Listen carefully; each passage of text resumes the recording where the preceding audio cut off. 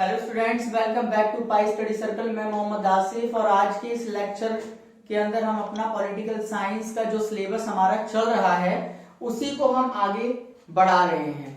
यहाँ पर एक इम्पॉर्टेंट सूचना जो आपको देनी है वीडियो की शुरुआत करने से पहले, वो आपको ये बताना है कि यहाँ पर हमारी सेकंड बुक हमारी स्टार्ट हो चुकी है, क्योंकि आपको पता होगा पॉलिटिकल साइंस के अंदर आपकी दो बुक लगी हुई है, जिसमें से पहली बुक का जो नाम था वो था हमारा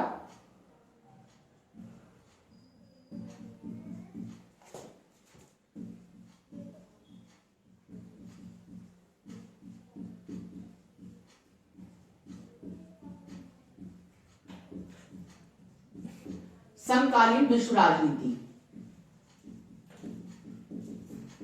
और एक दूसरी जो आपकी सेकंड बुक है उसका जो टाइटल है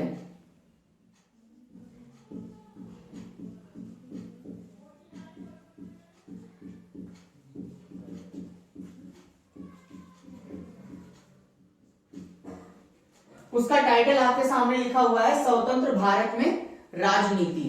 तो यहां पर आप देख पा रहे हैं, यहां मैंने लिखा हुआ भी है हमारी जो सेकंड बुक है, और सेकंड बुक का जो हमारा टाइटल है वो है पॉलिटिकल साइंस।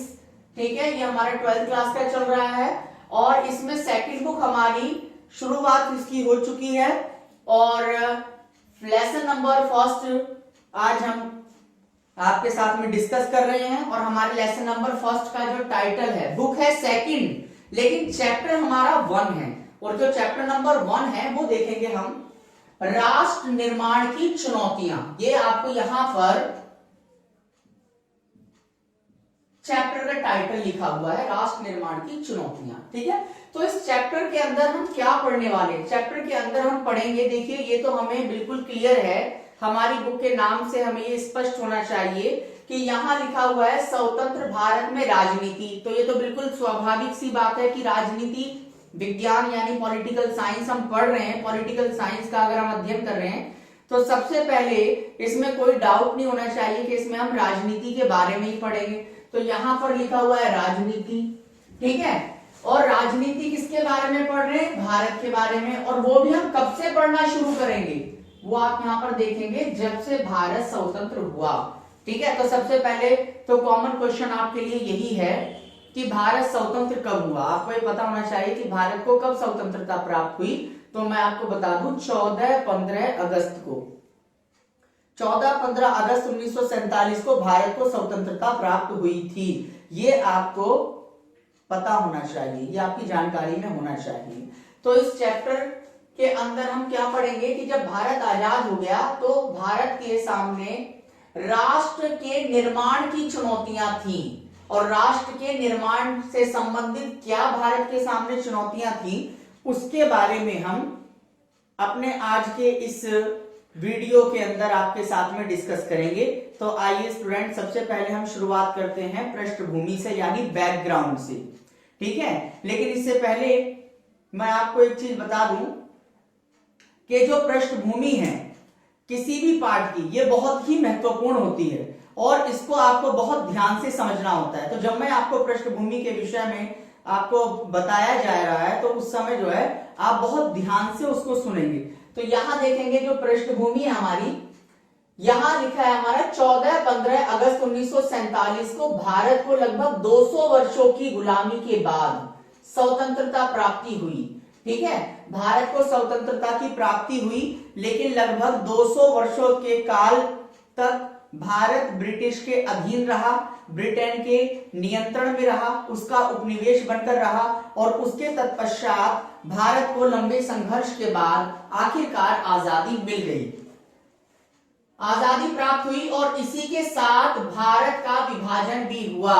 भारत का विभाजन हुआ और भारत के विभाजन के बाद पाकिस्तान अस्तित्व में आया। बहुत सारे बच्चों को ये पता भी नहीं होता है, वो 12वीं में होते हैं, कि पाकिस्तान पहले किस देश का हिस्सा था। तो मैं आपको बता देता हूं, जिनको पहले से ही पता है उनके लिए बहुत अच्छी बात है, लेकिन जिनको मालूम नहीं है उनको ये पता होना चाहिए कि पाकिस्तान जब अस्तित्व में आया था तो उससे पहले वो भारत का ही हिस्सा, भारत का ही एक अंग हुआ करता था। लेकिन जैसे ही भारत को स्वतंत्रता मिली, उसी समय पर भारत का विभाजन भी हुआ था और भारत के विभाजन के बाद ही पाकिस्तान नामक राष्ट्र अपने अस्तित्व में आया था। और पंडित नेहरू ने, जब भारत को आजादी मिली तो पंडित नेहरू जो भारत के प्रथम प्रधानमंत्री बनाए गए थे, उन्होंने एक संविधान सभा का विशेष एक सत्र आयोजित किया गया और उस विशेष सत्र के अंदर भारत के प्रथम प्रधानमंत्री पंडित जवाहरलाल नेहरू ने एक बहुत ही ऐतिहासिक भाषण दिया। और उस ऐतिहासिक भाषण का टाइटल क्या था, उसका शीर्षक क्या था प्यारे बच्चों? उसका शीर्षक था भाग्य वधु से चिर प्रतीक्षित भेंट। ये उसका टाइटल था, यहां लिखा भी है भाग्य वधु से चिर प्रतीक्षित भेंट। इसको एक दूसरे अन्य नाम से भी जानते हैं, इसे ट्रिस्ट विद डेस्टिनी भी कहा जाता है।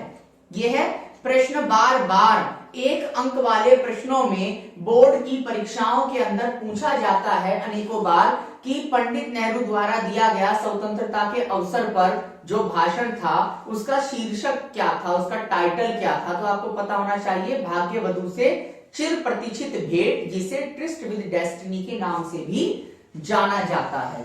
ये हमारा उसका आंसर होगा। और इस भाषण के अंदर पंडित नेहरू ने बहुत ही ऐतिहासिक शब्दों का प्रयोग किया था। उन्होंने कहा था कि जब इस मध्य रात्रि को भारत सो रहा है तो भारत अपने भाग्य के निर्माण के लिए जाग चुका है। ऐसे ऐतिहासिक शब्द प्रयोग किए थे भारत के प्रथम प्रधानमंत्री पंडित नेहरू ने स्वतंत्रता के अवसर पर संविधान सभा के विशेष सत्र को संबोधित करते हुए। इसके साथ ही मित्रों हमारा जो अगला टॉपिक है इसी लेसन का, वो है स्वतंत्रता के पश्चात भारत के समक्ष प्रमुख चुनौतियां।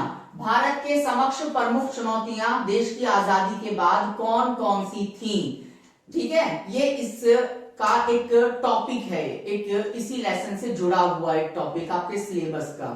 ठीक है प्यारे दोस्तों, अगर आप चैनल पर नए हैं तो बिना किसी देरी के चैनल को आप सब्सक्राइब कर लें और अपने दोस्तों के साथ में वीडियो को शेयर करें और वीडियो को लाइक करना ना भूलें।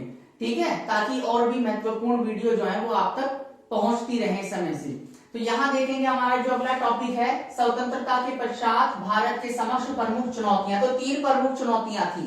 वैसे अगर देखा जाए तो चुनौतियां तो अनेक थी, बहुत सारी चुनौतियां थी, लेकिन प्रमुख चुनौतियों की यदि हम बात करें जिसका उल्लेख आपके पाठ्यक्रम में आपके सिलेबस में भी किया गया है, तो यहां आप देख सकते हैं 3 प्रमुख चुनौतियां थी। एक एक चुनौती के ऊपर हम विस्तार से चर्चा कर लेते हैं। सबसे पहले देखेंगे राष्ट्र को एकता के सूत्र में बांधने की चुनौती। सूत्र का मतलब है एक तरीके से धागा।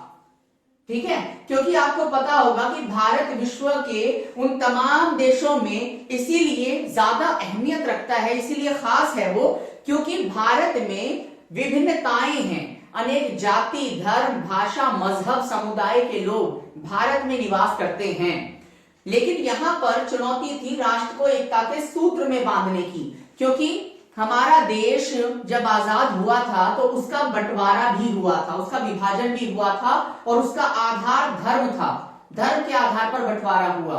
लेकिन इसका मतलब ये तो नहीं था कि भारत की आजादी या स्वतंत्रता के बाद में, विभाजन के बाद में देश में केवल एक ही समुदाय के लोग रह गए। बंटवारे के, विभाजन के बाद भी आप देखोगे कि भारत के अंदर आज भी अनेक समुदायों के, जातियों के, भाषाओं के लोग, मजहब के लोग आज भी रहते हैं। लेकिन समस्या ये थी कि राष्ट्र को एकता के सूत्र में कैसे बांधा जाए, कैसी इतनी विभिन्नताओं को, अनेकताओं को एकता में कैसे बदला जाए, ये एक भारत के सामने प्रमुख चुनौती थी। इसके अलावा दूसरी एक प्रमुख चुनौती थी भारत में लोकतंत्र की स्थापना करना था। देखिए यहां जो एक शब्द प्रयोग हुआ है लोकतंत्र, 2 शब्दों से मिलकर बना है। एक लोक है, एक तंत्र है। लोक का मतलब होता है जनता और तंत्र का मतलब होता है शासन। दोनों को अगर आपस में जोड़ेंगे तो बन जाएगा जनता का शासन। क्योंकि भारत में बहुत लंबे समय तक राजतंत्र भी रहा, मोनार्ची रहा। इसके बाद में ब्रिटिश सरकार की तानाशाही पूर्ण व्यवस्था को भी हमने भोगा लगभग 200 वर्षों तक। और उसके बाद में जब भारत आजाद हो गया तो भारतीय नेताओं की यह इच्छा थी कि भारत में लोकतंत्र की स्थापना की जाए। यानी एक ऐसी व्यवस्था जिसमें स्वयं जनता ये तय करे कि देश में निर्णय लेने की शक्ति किसके पास होनी चाहिए या देश के लिए फैसले कौन लेगा, है ना। और ये तभी पॉसिबल था जब भारत में लोकतंत्र की स्थापना हो सके। किसी भी देश में जनता की शासन के अंदर प्रत्यक्ष भागीदारी यदि किसी शासन प्रणाली में हो सकती है तो वह शासन प्रणाली लोकतांत्रिक शासन प्रणाली है। और इसी शासन प्रणाली से भारतीय नेता बहुत ज्यादा प्रभावित थे। इसीलिए भारतीय नेताओं का यह मानना था कि स्वतंत्रता के बाद भारत में लोकतंत्र की स्थापना की जानी चाहिए। लेकिन किस प्रकार देश में लोकतंत्र की स्थापना की जाएगी, इसको लेकर काफी सवाल भी थे और एक व्यवस्था बनाना भी बहुत जरूरी था। तो यहां आप देख रहे हैं कि लोकतंत्र की स्थापना को लेकर भी देश में एक चुनौती थी। इसके अलावा आप देखेंगे सामाजिक आर्थिक विकास करने की चुनौती, क्योंकि जब हमारा देश उपनिवेश काल में था तो उस समय ब्रिटिश सरकार की जो नीतियां थी, आर्थिक नीतियां, वो बहुत ही शोषणकारी थी। और जिसके परिणाम स्वरूप आप देखेंगे कि जब भारत स्वतंत्र हुआ तो भारत के अंदर गरीबी, भुखमरी, बेरोजगारी ये व्याप्त थी, विद्यमान थी, है ना, ये फैली हुई थी चारों तरफ। और ऐसे में भारत के सामने तीसरी प्रमुख चुनौती यही थी कि हमें अपना सामाजिक और आर्थिक विकास करना है। और सामाजिक और आर्थिक विकास भी कैसा करना है, हमें ऐसा सामाजिक आर्थिक विकास करना है जिसका फायदा किसी एक वर्ग या एक व्यक्ति तक सीमित ना होकर समाज के प्रत्येक व्यक्ति तक जिसका फायदा पहुंचे, पंक्ति में खड़े हुए अंतिम व्यक्ति तक भी उस विकास का लाभ पहुंचे। ऐसे विकास को हमें पाना था, ऐसे विकास को हमें प्राप्त करना था। तो ये हमारी तीन प्रमुख चुनौतियां थी। एक बार आप फिर इसको देख लेंगे। ये हमारी सेकंड बुक है, second book political science class 12th, और बुक का टाइटल है स्वतंत्र भारत में राजनीति। और चैप्टर नंबर 1 का जो टाइटल दिया रखा है आपको वो है राष्ट्र निर्माण की चुनौतियां।